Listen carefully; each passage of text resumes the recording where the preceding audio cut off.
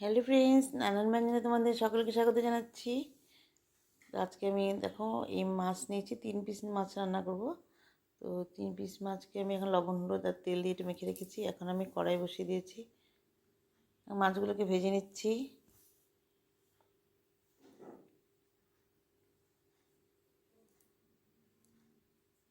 আর এখানে কোয়াশ নিয়েছি আর আলু নিয়েছি। তো মাছটা একটু কড়া করে ভাজতে গিয়ে একটু তেলটা একটু পুড়ে গেল। যাই হোক, এখন এই তেলের মধ্যে আমি এখন কোয়াশ আর আলুটাকে ভেজে নিচ্ছি। তো লবণ হলুদ মাখানো আছে, তো কোয়াশ আলুটা ভেজে নিয়ে এখন পেঁয়াজ ভেজে নিচ্ছি। আর এখন এর মধ্যে একটু কয়েকটা রসুন দিয়ে দিলাম।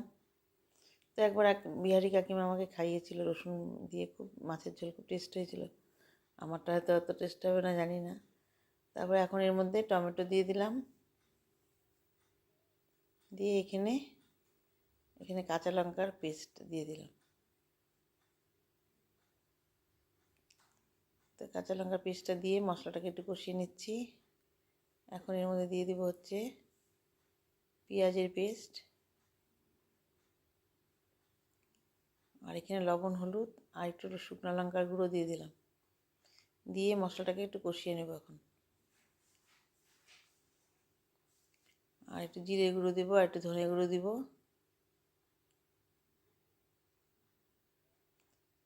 তো সামান্য একটু জল দিয়ে দিলাম। জল দিয়ে এখন জিরে গুঁড়ো আর ধনে গুঁড়োটা দিয়ে মশলাটাকে একটু কষিয়ে নেব। জিরে গুঁড়ো ধনে গুঁড়োটা দিয়ে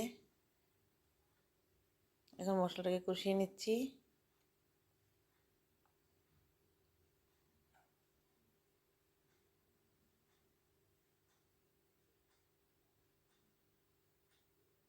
এইভাবে ভালো করে কষিয়ে নিয়ে এখন এর মধ্যে আলুটার কোয়াশটা দিয়ে দিচ্ছি। তো আলু আর কোয়াশটাকে দিয়ে মশলার সাথে মিশিয়ে নেব।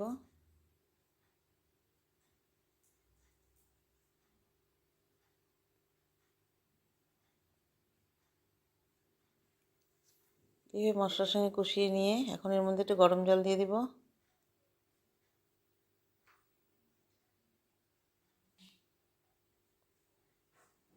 গরম জল দিয়ে এখন এর মধ্যে মাছগুলোকে দিয়ে দেব।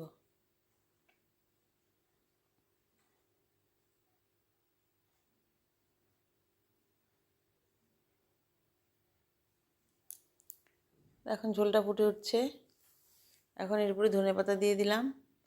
তো নতুন বন্ধুরা, তোমরা যদি দেখে থাকো তাহলে ভালো লাগলে প্লিজ একটু কমেন্টস করবে, আর কোথা থেকে বলছো এটাও বলবে। আর পুরনো বন্ধুরা, তোমরা আমার পাশে থেকো।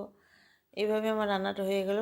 আর তোমরা যেন সবাই ভালো থাকো, সুস্থ থাকো, আর আমার পাশে থেকো। নমস্কার।